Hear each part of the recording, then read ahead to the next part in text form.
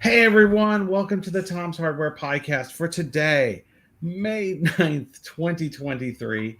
As always, I'm Tom's Hardware Editor-in-Chief, Avram Pilch. I'm joined by Raspberry Pi expert Ash Hill, Associate Editor Les Pounder, and two frequent guests and friends of the show, Brian Corteil and Mike Horne. How are you guys doing?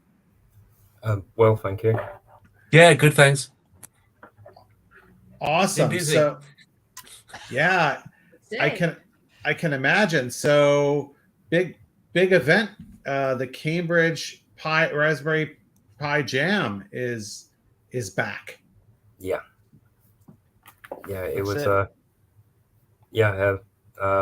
It was a very enjoyable Saturday, and really, what's the word? I lost my words. Really good feedback from everybody. Went really well. How many were there, Brian? It was 130 people went through the door. Wow. Went through the doors. That's so cool. That's good. So what was going on the day to draw that many people to the event? So we had 4 talks. There were so there was a range of talks. There was one about is the Pico a computer. The second talk was from Mr. C, who works for the Raspberry Pi Foundation, about AI and the Foundation's approach for teaching about AI. I find it a bit frightening, though, that giving AI to 7-year-olds. A little bit scary. It's like young psychopaths with young psychopath. So, yeah. And then we had a talk by David Ackman about the history of Pi in the Sky. And the final talk was from Keegan, wasn't it? Neven, yeah, and that was about his Johnny 5 robot, Pi Wars robot, and about Hacky Racers, which is having a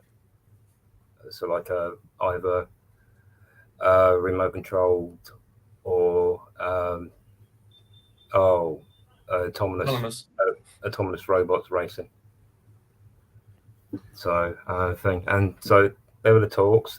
We had 4 workshops. It was 4 workshops plus 2 bonus ones because we were in Makerspace. There was launching a flying disc with a Raspberry Pi, and that was actually given by my 2 lads, so Billy and Tom. Nice. Tom's 13 and Bill's 17, so it was really nice seeing them teaching other people about the Raspberry Pi and programming and making a simple electronic circuit.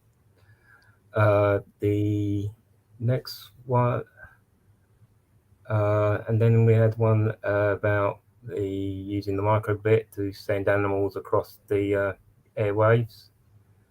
Oh, was that Chuck-a-Duck? Yes, Chuck-a-Duck, but they mixed it up with different animals. And that was given by the Coda Dojo that's run at Makespace.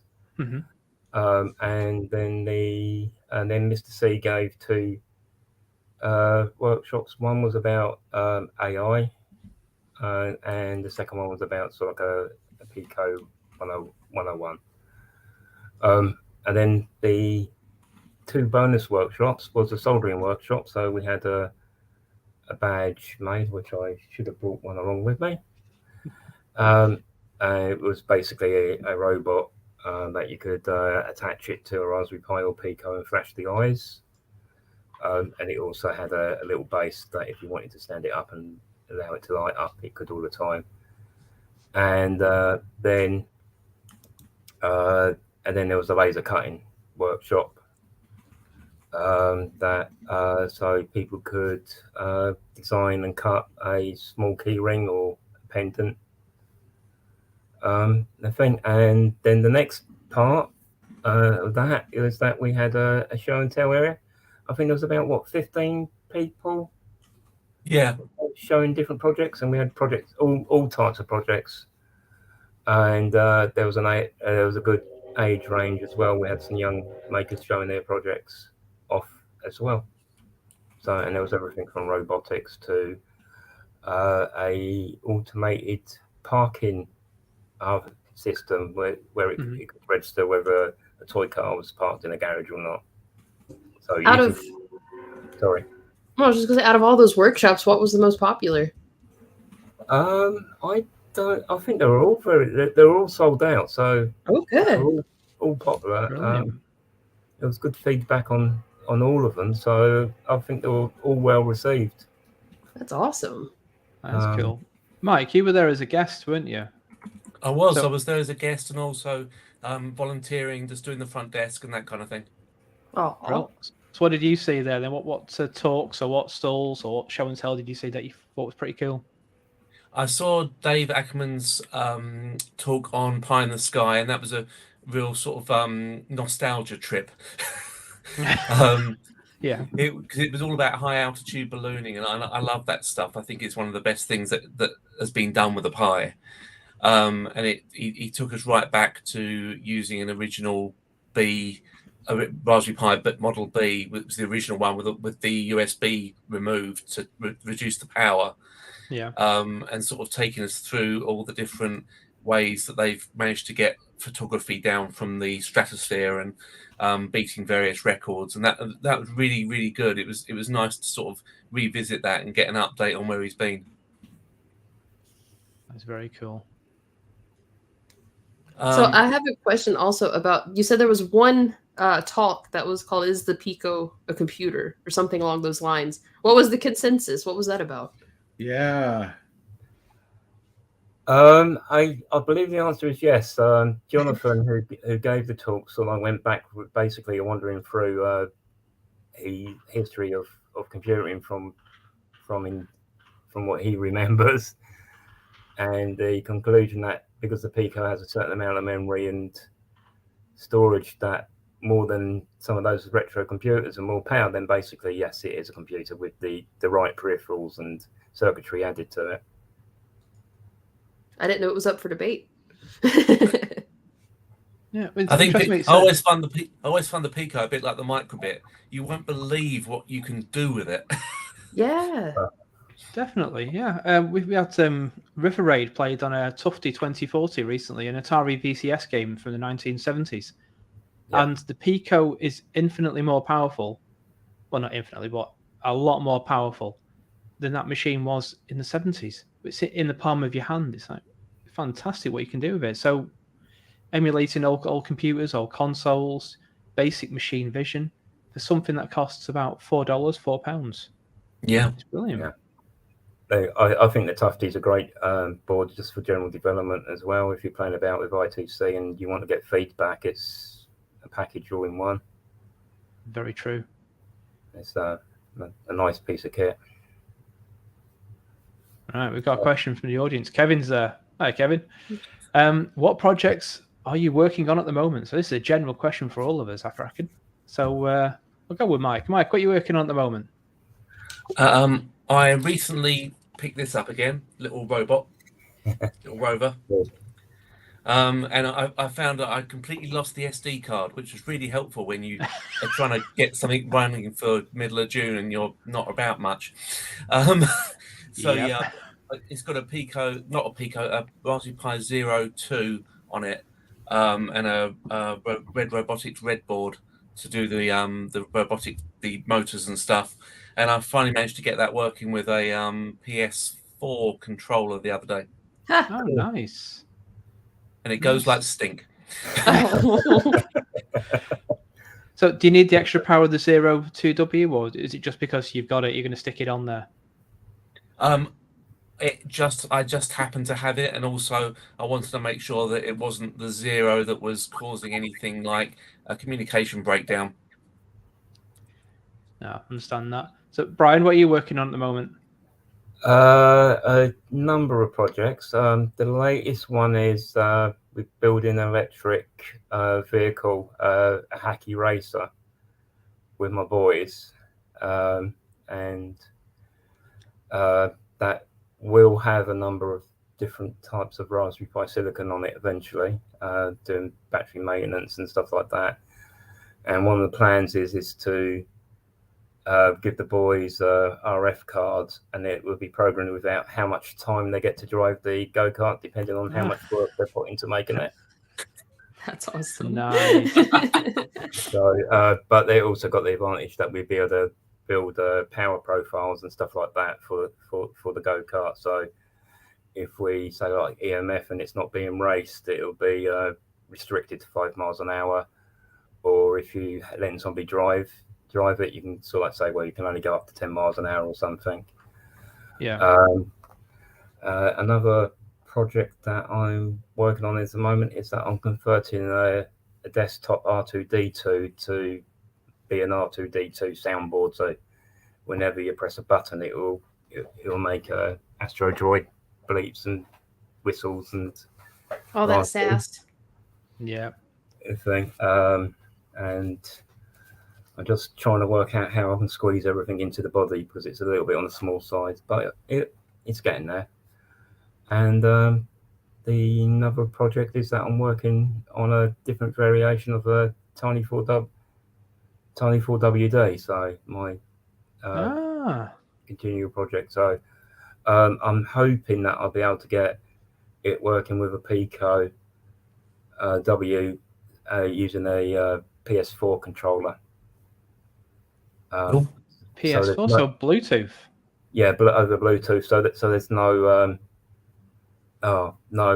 no corruption of a Raspberry Pi if something happens for the power. So the idea of doing that is that we can use it for robots in make space, so don't have to worry about a Raspberry Pi being SD card being corrupted, or That's cool. Or when I go to events and stuff like that, once again, no Raspberry Pi to SD card to corrupt, which can happen sometimes. It can, yeah. So if you're doing Bluetooth with the Pico, are you using MicroPython, CircuitPython, or are you doing C?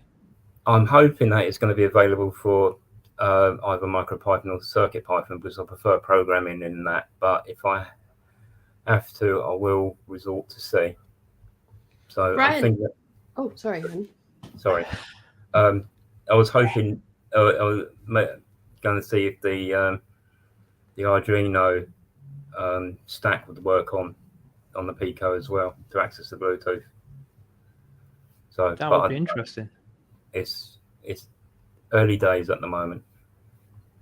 No, Can you talk a little bit about the saucer project that your boys showed off at the Raspberry Pi Jam? Oh yeah, of course. So the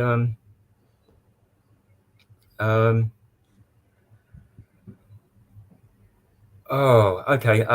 So basically, we get the kids and people to build a simple circuit that take the 5 volts from a Raspberry Pi and using a transistor switch it, so you can switch the power, and that's linked to a little snap circuits motor that has a UFO hat, and they people write about 5 lines of code to switch the output on to launch the disk, and it's a fairly simple circuit that can be built sort of like at a jam and debugged at a jam, which is the most important thing. But it's quite a fun example because if they've done it really quickly, and after they got over the initial joy of launching a disk into the air about a dozen times, they can expand the code like having to write it. So they have to use a launch code or create a countdown timer. So there's a number of ways that it can be expanded and stuff like that, and it works really well. It works well as anything, but we can also take it to events, and if we only got a couple of seats, you get the discs launching up in the air, and it really attracts people to come and try and do a little bit of coding. I think the first one they did was at Milton Keynes, wasn't it, Brian? Yes, I think so. Yes. Yeah, it was absolute carnage with all these discs flying about all over. I like that. I think they also done it at the Liverpool Makerfest as well. it's sort of like 4 or 5 years ago when it started down here. So the actual whole thing was put together by Bill, my oldest lad, when he was about 13, 14. Yeah. That's so cool. Like to events and stuff like that. So I gave him a little bit of technical support, but he put all the documents together and had the general idea and everything else himself. So it was it's great for other children to see the boys actually leading the workshop themselves without us only there in support. It works really well. So it was your first time organising the event, wasn't it, Brian? Yes. I've been involved in sort of like the last couple of jams before COVID, but I only really had a small responsibility. I saying this time I took foolishly said that I would organise it all. Yeah. But I do have to say it's Mike and Tim's work in the past were good foundations to build on. There's a lot of the stuff that was already done, and also the importance of sort of like prior planning and organising and having a set timetable. Yeah. And saying once again, saying having Mike and Tim to be able to draw on their knowledge was really helpful, and also Mike's correcting my dodgy spelling in English. Yeah, that's what spell checkers are for me. Yep. It's almost like passing the reins between yourselves. How, were there any issues that cropped up, Brian, that you need to fix? Did Mike have to come in and help you with anything? Did you learn anything new from it all? So it's a big job, isn't it? It's not just a case of opening the doors and letting people in. The most important things was really trying to make sure there weren't any loopholes for people to abuse, and it was also things like making sure that the tickets went out early enough, that social media was used well to promote the event. I was very lucky in that using Makespace as a venue, that it was I didn't have to do a lot of communicating to the venue, and I knew, I could go and talk to people I needed to straight away. But sorting out all those things is also thinking about what would make the event better for people visiting. So simple things like making sure that there was a quiet place that if people needed to go and chill out, there was. Yeah. There access to toilets for people with disabilities. So Makespace building was created back in the 60s, 70s. So there's like stairs going down to the toilets and things like this, and everything is on a couple of different levels, which is not very practical. But the same, someone was able to plan around that, making sure that the venue is well signposted, so people can actually find their way around the space without actually having to ask somebody all the time. Yeah. And the other most important thing is good communications. The big problem of holding an event in Makespace in the centre of Cambridge is parking. Parking's murder and extremely expensive as well. So actually highlighting that in all the communications, that parking was terrible and that you might be better to use the park and ride buses,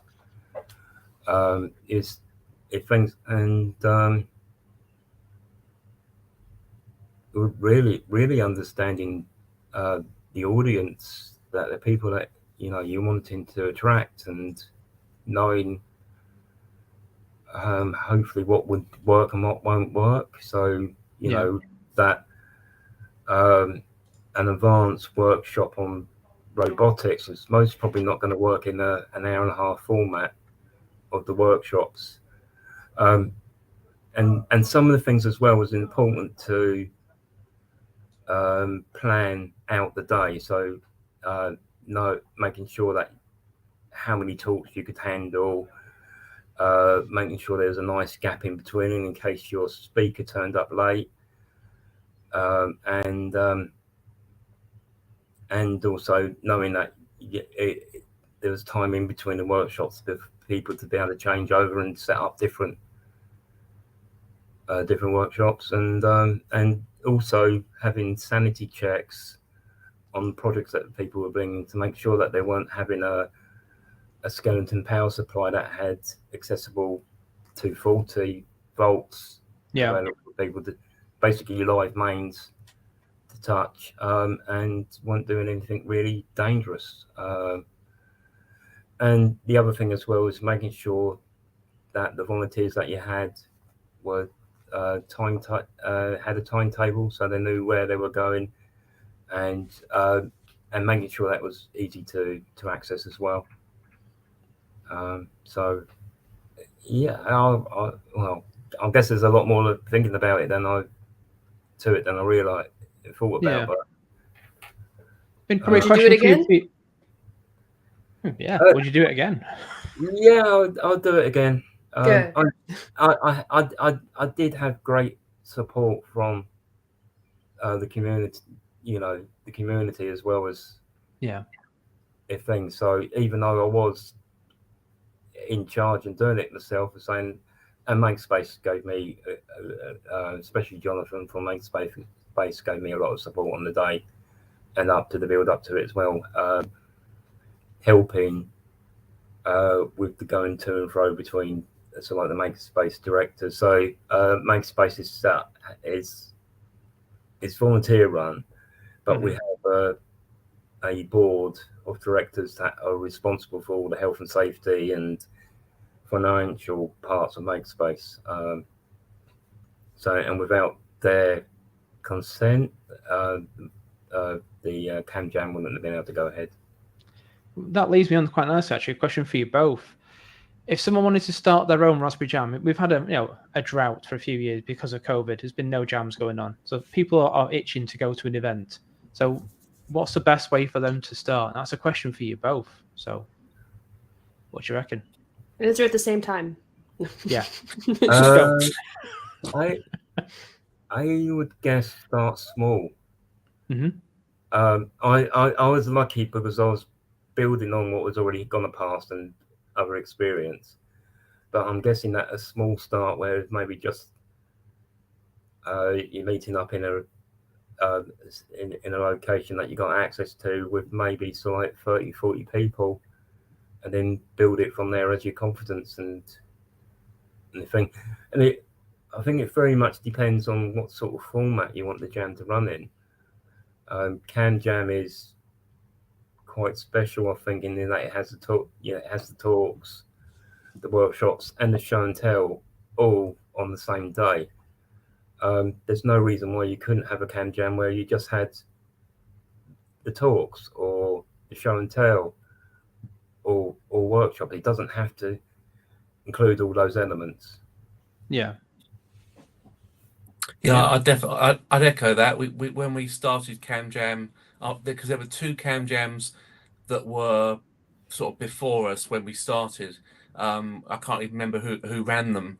But when we started in one room with 30 to 40 people, and it was literally turn up, bring your stuff with you. If you want to talk about something, then we can arrange that. It was very lightning talky. And then after that, we realized that we'd sold it out and there was a huge waiting list. So we needed to find a bigger venue. So we went to somewhere else, and that was better because we had talks and show and tell in two different rooms. But yeah, we sort of grew as the community grew. After COVID, it's been interesting because I thought, are people going to want to do an in-person event? And as it turns out, they really do. Awesome. That is fantastic. I mean, it's what we need. We need more in-person events. Obviously, being careful and what have you. But we need people to get hands-on with tech again and learn from each other once again. Because we've all been sat in our houses. We've still been learning and doing stuff, but there's nothing like learning a skill from someone who's there, who can show you how to solder properly, how to make that electronic circuit, how to build, a motor for hacky races. In fact, Martin's asked a question about that. Martin Parker. Are the wacky races going to be human driven? No, they all have some kind of electric motor. So I don't. I guess you could put a human driven. Oh, does he mean human driven as they're the power source, or as they're the control? Is it going to be AI? The standard hacky racers are human driven, but there is the saying they are introducing sort of like autonomous and remote control into the format. So it's possible it could be or not. But the two awesome. won't mix together.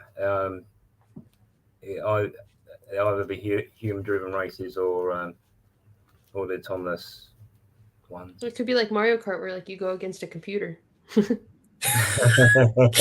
Oh, that would be so Choose the scary difficulty. but fun. One of my ideas was to have it so that you basically had a driving rig with a screen in front of you with a camera on the other side of it, so you'd be looking at the screen to drive the car. But I got told no, you can't do that because of safety reasons. Yeah, they're very safe for hacky races, despite the fact that you're actually sitting on the motor. They do take safety really, really seriously. Safety comes first. Yeah. There's so many regulations and stuff like that you have to meet a thing. It's all based on the I think there's the American Modified Children Toys Racing League. You see so like make affairs and stuff. That'd be but awesome.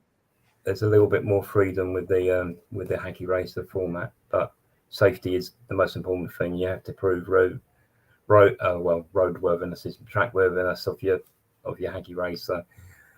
You're not allowed to have flaying limbs outside of the chassis and stuff like that.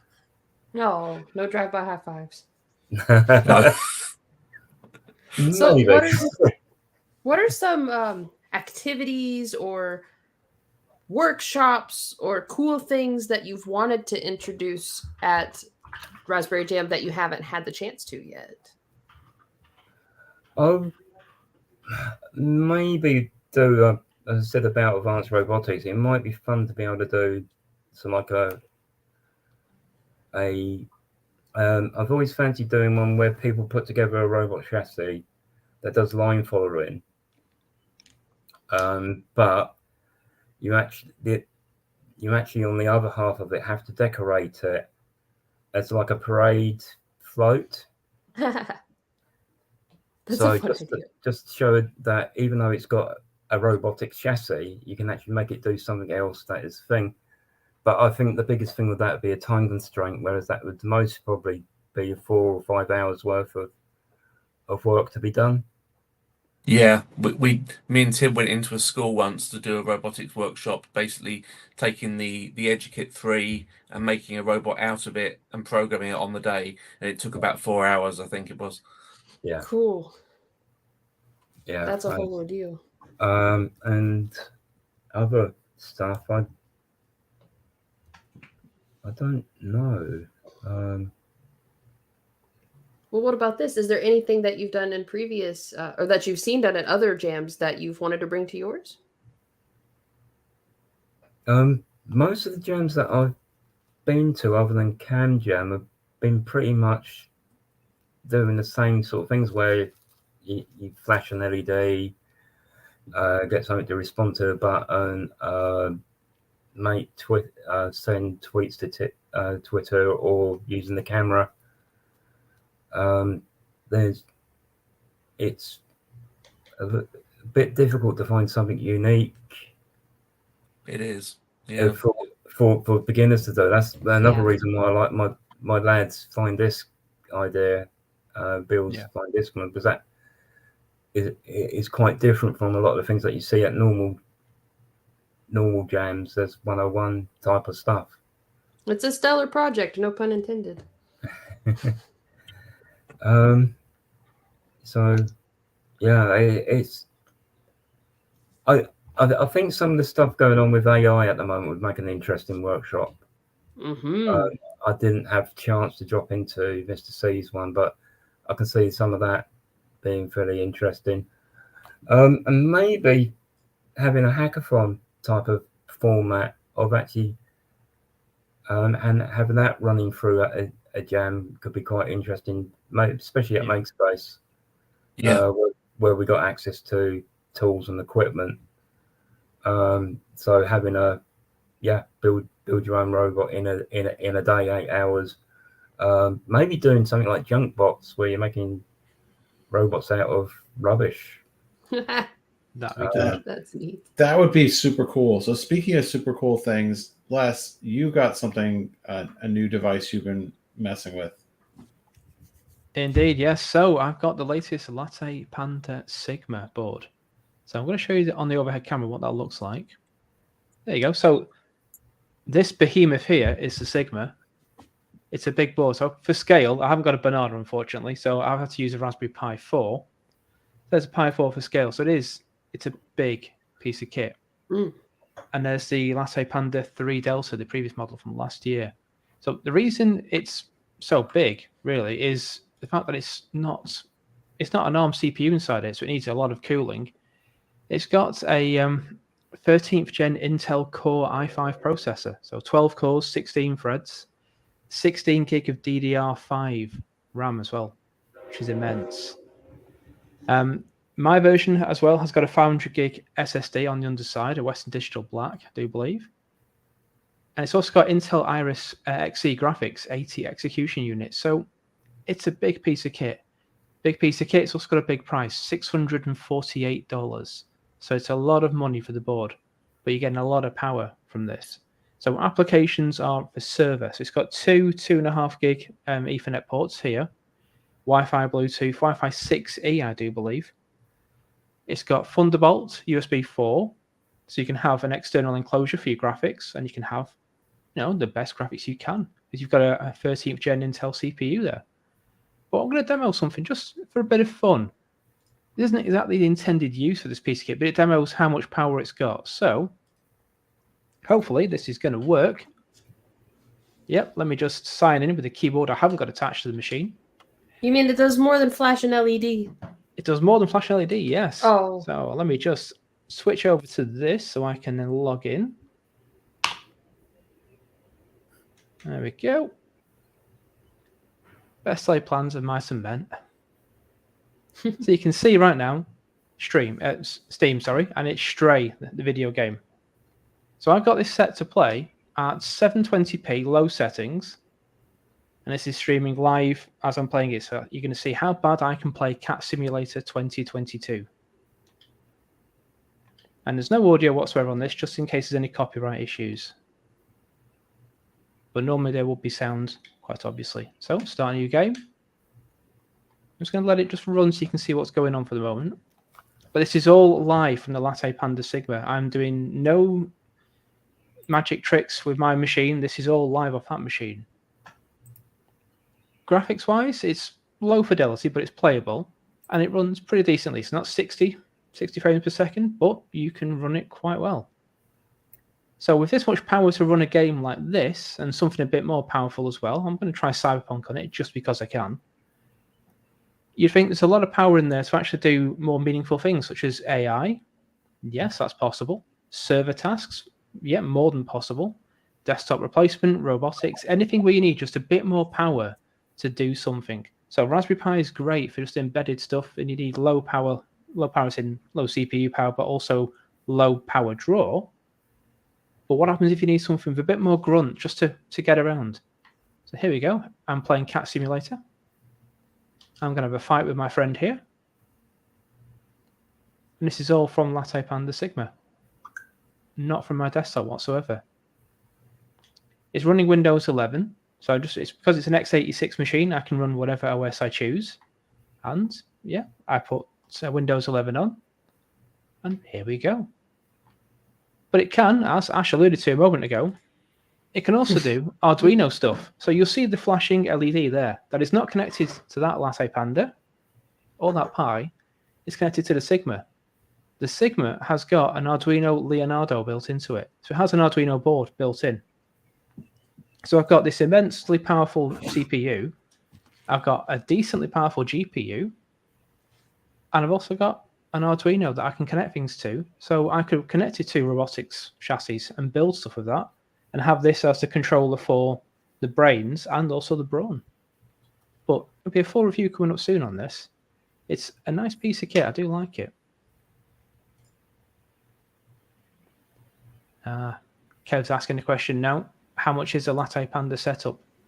The Sigma is $648, with the SSD, 500 gig SSD, and the Wi-Fi 6 chip in there as well. That's a separate board to put in. Does that include the case and fan? Yeah, case and fan. This is the heatsink. Hang on, we're not on the overhead camera now, am I? There you go.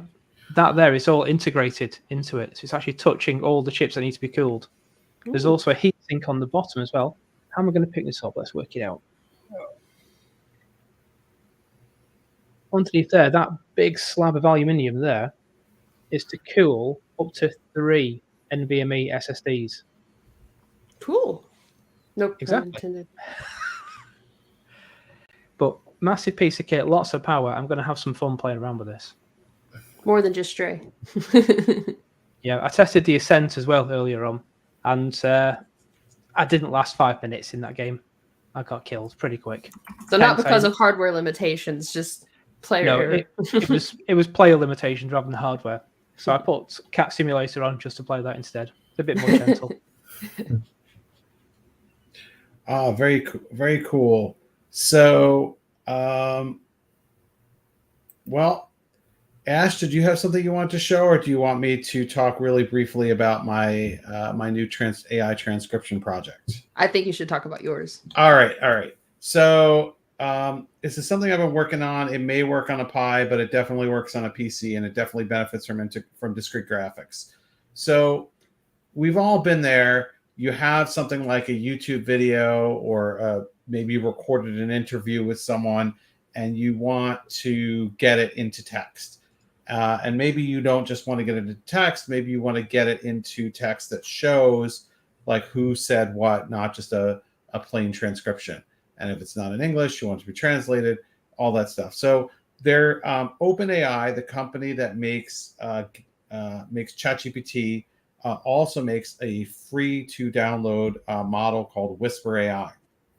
And there are many Python libraries for Whisper AI that will allow you to feed it audio and get back a transcription with, like, every few seconds it'll say what it said, and it'll transcribe and it'll translate any of like a few hundred languages into English. It won't do other languages. It won't do English into other languages though. So anyway, so I've been working on my sort of Uber translation script where you could feed it a URL of a YouTube video or a locally stored like WAV file, and it will both translate and diarize the video. Diarize means like speaker one said this, speaker two said that. So I have it pretty much working here. Let's see. I'm going to show. Here we go. All right. So I have the sort of what happened and what. Okay. So let me share my screen really briefly, and then I'll and then we shall see. So if I go up here, I want to show you what I'm taking from. So here is a video. Here's a video that is in German by famous modder and overclocker DeBauer, and he records some of his YouTube videos in German. But you know, if this were in English, it would say it wouldn't. It would just do that. So I take that URL, and what I do with it is I'll show you the before and after. So what I'll do here is I have over here an environment that I've created in Conda called Pianote, although I don't need to. Right now we see the podcast window. Oh, yikes. Okay, hey. It was supposed to show what I see. Okay, let's do that again. All right. Well, it was supposed to show entire screen as in this entire screen. Okay. I have 4 screens, everybody.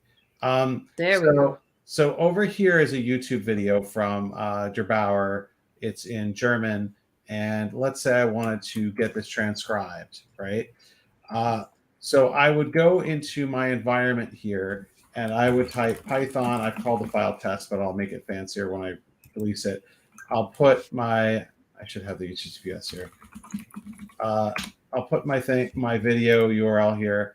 And what's going to happen is it's going to download that video from YouTube, gives a bunch of warnings, ignore them. It's going to download the video from YouTube. It's going to transcode it into a WAV file, and then it's going to use Whisper AI to turn it into a transcription, Note to diarize it, and then it's going to output it. And so here's what that takes a few minutes, even on this system, which has a 3080 card. So I'm going to show you what the output looks like. Although my screen is freezing a little bit. Oh, it didn't like live demo. You know what? I think it didn't like something on the one where I was running it because maybe I'm using too much video memory. Anyway, so here you can see what the outcome is. It shows the speaker, which in this case, to be fair, the speaker is only one person, so it just says speaker 0 over and over again. And it will show you sort of what they said. If there's a part it can't identify the speaker, it says unidentified speaker, and it transcribes it. One thing that actually is not working like it should right now is that it actually should be, maybe these aren't sentences and maybe that's the issue. It should be every 4 sentences splitting into a paragraph so that it's a little easier to read. Mm-hmm. It may be that it doesn't see these as sentences, maybe because they're translated from German. I don't know. But that is my project that I'm working on right now. It also will work with a local audio file. You also can feed it a list of speaker names. So if you knew that there were like 2 people interviewing each other, you could give it an array with speaker 0 and speaker 1's names, and it'll put that in the transcript. And it obviously outputs this not only into the screen, but as a text file. So my next steps for this, I think this could actually run on a Pi, but probably slowly because it uses a lot of, if possible, it uses an NVIDIA GPU. But my next step for this is to give it an interface using probably something like Radio that will allow you to use like a web browser-based interface to like give it the URL that you want to download from, and also to try and make it support other video sites besides YouTube. Like I was trying just before, and it wasn't working out for me just yet, to get videos to download from Bilibili, which is a Chinese site. And the reason I'm really interested in that is that there's some Chinese language tech videos on Bilibili that probably not many of my English-speaking media colleagues are watching. So if I could download them and translate them into English, and then see if I'll find some news, there that not everybody has seen yet. So, and of course, I'd love to kind of automate this too, where maybe I could give it a list of channels to follow and then just have it be downloading stuff from the channels. Maybe doing there's also summarization stuff with AI that you could do. But one thing I want to point out is this all runs locally. I mean, except for the part where it's actually downloading something. But like the models, once the Whisper model, the Note model are all running on my computer. So it's not using an API key to hit OpenAI or something in the cloud where you not only need an internet connection, but you usually have to pay for that stuff. So anyway, that's really cool. I can see that being a really useful tool. So, I mean, I'm not the first person to try to do something like this, but I wanted to kind of program it to be the way that I want it. The way I would like it to work. So I've seen variations on this or things you can get transcribed and diarized and whatever, but I wanted to make it to have it my way. So I've been kind of taking the Python and working it together. So anyway, that's my we'll have an article about that at some point. Maybe I'll put it on GitHub if I think people would actually be interested in like downloading it. But yeah, or modifying it even. Yeah, I'd modifying. say so. But yeah, Whisper is a pretty cool thing. There's that does really good job of transcription, and then you would put for diarization, you put something on top of, use something else with it called PyEnnote.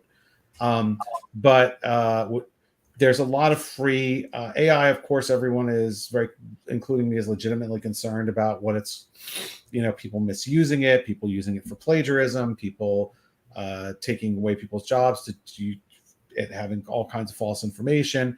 But one thing the AI does really well is things like image recognition and speech translation and text to speech. And so, I keep looking at what are the different ways that I could actually take AI and run it locally on my computer where I can control it and I can modify it and I can make it do what I want, rather than just being a passive consumer and just going to Bing or ChatGPT and telling it, write an article for me or whatever lazy stuff. So anyway, hopefully, I'll get something somewhere where people would want to play with it. But I think there's a lot of interesting things we can do when we use AI as a force multiplier to help us find information rather than to be a definitive answer for us.